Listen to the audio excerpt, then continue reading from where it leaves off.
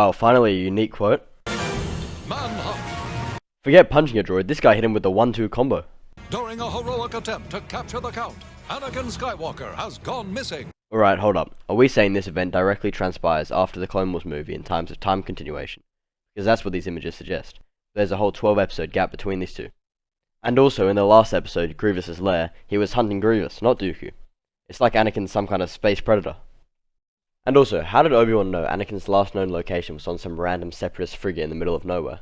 And also, it's Anakin fucking Skywalker, why isn't he being heavily guarded? Dooku's on the ship, but he's doing nothing. This spacesuit looks really Naboobian? Is that a word? Like something Padme would wear. Okay, everyone heard that loud ass door sound, right? Let me play it back for you.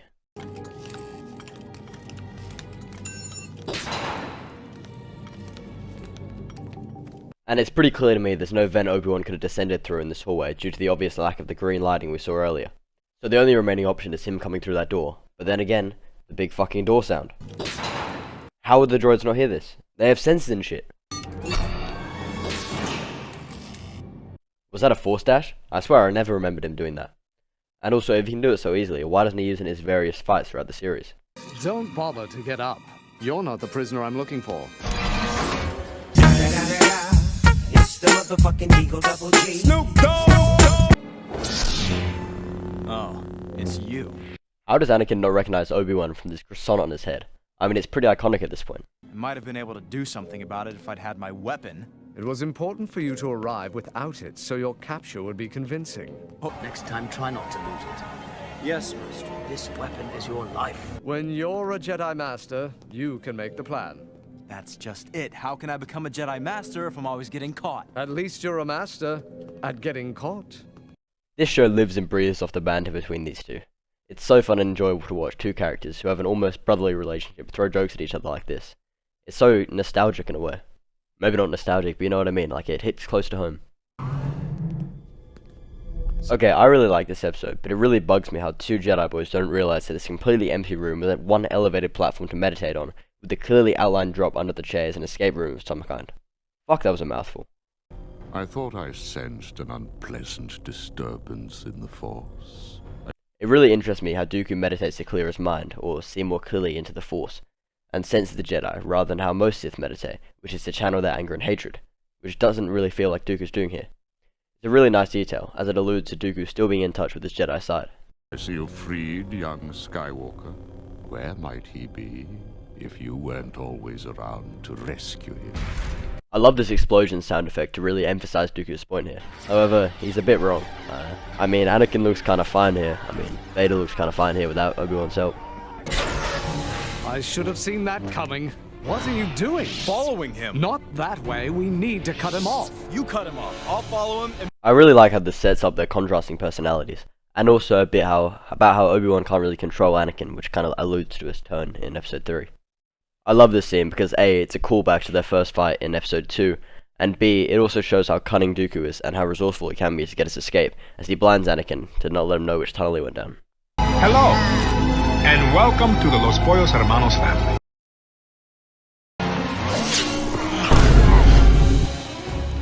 Originally, the ship they were meant to board was a Sabath starfighter from the 2002 Jedi Starfighter game, but no one knew that, so I'm moving on.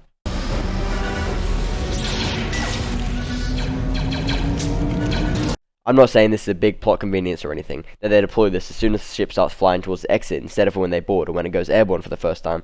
I'm just saying this is a huge plot convenience that they deploy this as soon as the ship starts flying to the exit instead of when they board or it goes airborne for the first time. I don't know why, but I love how laid back Dooku is in this scene.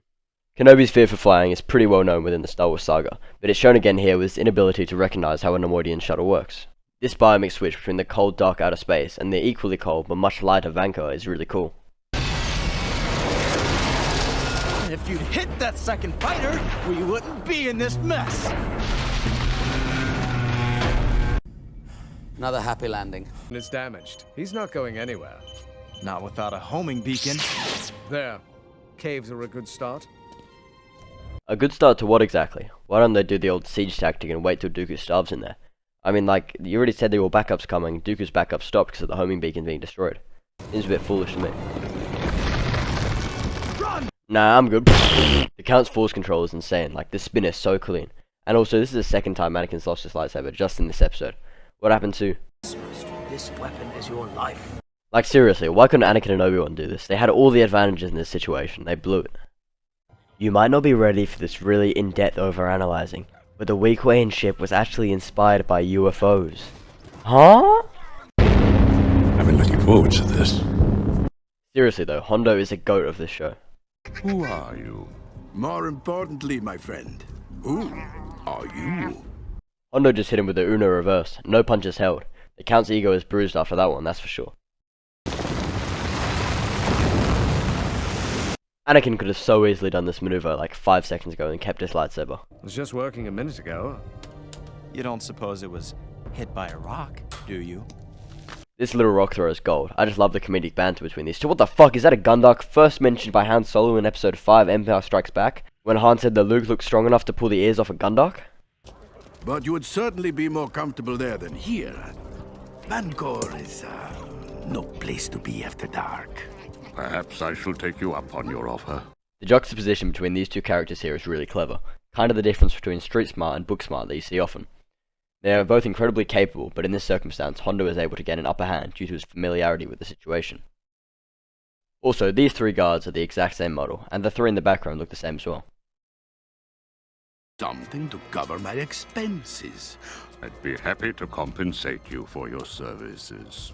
I love the way they are able to add new dangers to our characters that we've already established are really powerful in this universe. Just like how Count Dooku and Obi-Wan and Anakin can all be challenged by unsuspecting foes who you really wouldn't expect to be able to beat them, just due to the circumstances in the universe.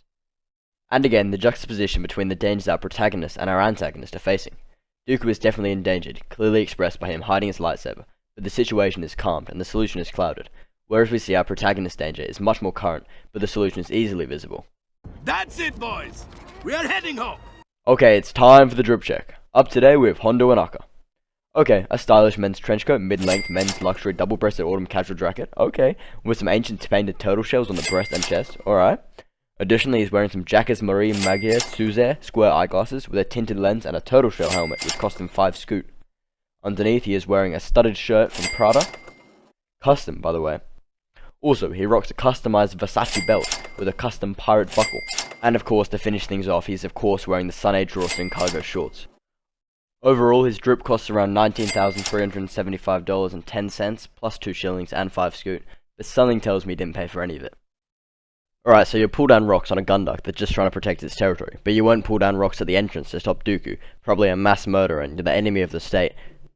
Ooh, spooky alien! This ship looks like Toto as well. Kinda crazy how many times Toto shows up in this show.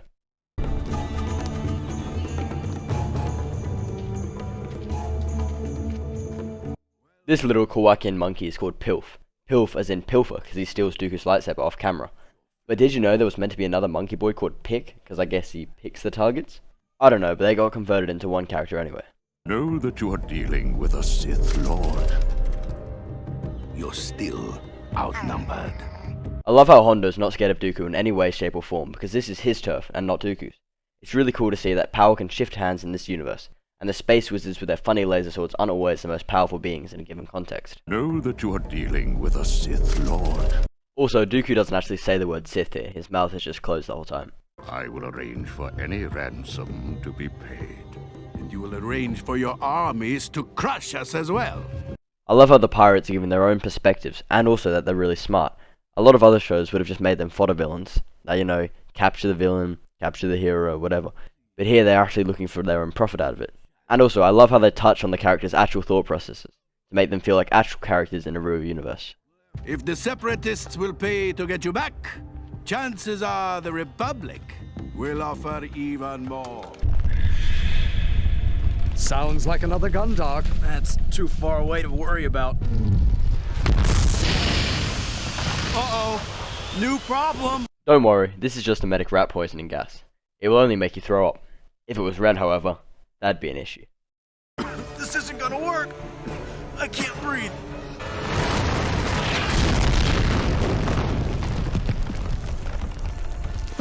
So how exactly did they blow this hole open? I mean, it looks like an explosion, or maybe the Force, but only Ahsoka and the 2 clones are present, and the ship is pointing askew from the hole. I mean, if it was Ahsoka, then she's pretty powerful, but I don't think she was this powerful at this point in the saga. Also, the gas gets pushed away. That's a nice touch. Looks like I got here just in time. What do you mean, just in time? Bruh. Yeah, we had the situation well under control, my little Padawan. There's still Dooku to deal with. Did anyone else feel like this episode could have ended here? I mean, it's good that they didn't, but it would have been a logical place to finish. Let me present your fearless Sith Lord. The way Dooku covers his face from Palps is so cool. Like, yeah, he's getting embarrassed. He's getting clowned in front of his master right now. This is his lightsaber. Yes. Belongs to Dooku. That lightsaber does. I love how it's Yoda that notices Dooku's lightsaber instead of anyone else, because he actually trained him, and back in his youth, he had the same curved lightsaber. And also, he recently fought him in episode 2. This scum having possession of Dooku's lightsaber proves nothing. Ooh, someone's embarrassed. Send your Jedi, but they must be unarmed. Impossible. They will be safe. Stop the cap. We've re-established contact with Kenobi and Skywalker. They're in a system close to Flora. Yep, here's the entire Jedi Council forcing Obi-Wan and Anakin to do everything again. At least this one has some merit to it, I guess. Rex's karma, or his little kilt, is missing in this scene, but it's back here. What? Where are the little power line things clearly seen in the next episode? Did they build them overnight? This scene reminds me of that scene from Tangled, where Flynn has all the swords pointed at him. Except this time it's with guns, and pirate-like pirates, like the guy in the background. The lighting, the music, and the stares from the people really sets up that this place shouldn't be trusted, and it's done really well. I really love this scene. Even a Sith Lord is no match for my warriors. Now this right here is peak humor. And how exactly did you get the jump on him? With this? Fuck the other scene, this scene is way better for that comparison. Actually, fuck that, it looks way more like the John Wick Chapter 2 poster. Look how the mighty Sith Lord has fallen. This place suits you, Count. It wasn't so long ago that you yourself were in similar surroundings. This is a double entendre. Is that the right word? Anyway, before he elaborates, he could be referring to Obi-Wan's capture on Geonosis, which is probably the reference for Obi-Wan's line, and Anakin's previous capture in the cell on Dooku's ship earlier in this episode. You must be overly optimistic if you think these Weequayans plan to let you leave this planet. Something smells like foreshadowing. They are devious and deceitful, and most importantly, stupid. This cumulative listing demonstrates that although the Count has a newfound respect for the Weequayan pirates, he still holds a signature look of superiority over them. It's a wonder you don't get along with them, Dooku. You have so much in common. I'm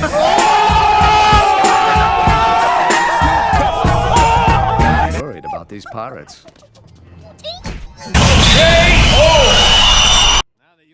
These erratic hand movements kinda remind me of the droid Colin from Rookies. Or he's already drunk. Maybe the commando droids learned how to do their acting from the drunk Weequayan pirates. Senator Karros and Representative Binks will be dispatched immediately. I love how Palpatine is trying to free Dooku so subtly by sending Binks, the best man for the job, if the job is to fuck everything up. Actually, how does Mace Windu not realize that he's obviously trying to mess with the plan? He's sending Jar Jar Binks to capture Count Dooku. This is the dumbest thing I've ever heard. Friendship. All right, but nothing too strong. He's flying.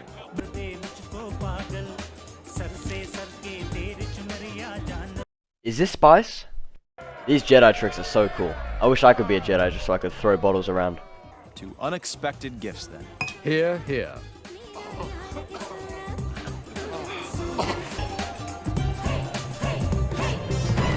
This episode is the first one to leave you on a huge cliffhanger.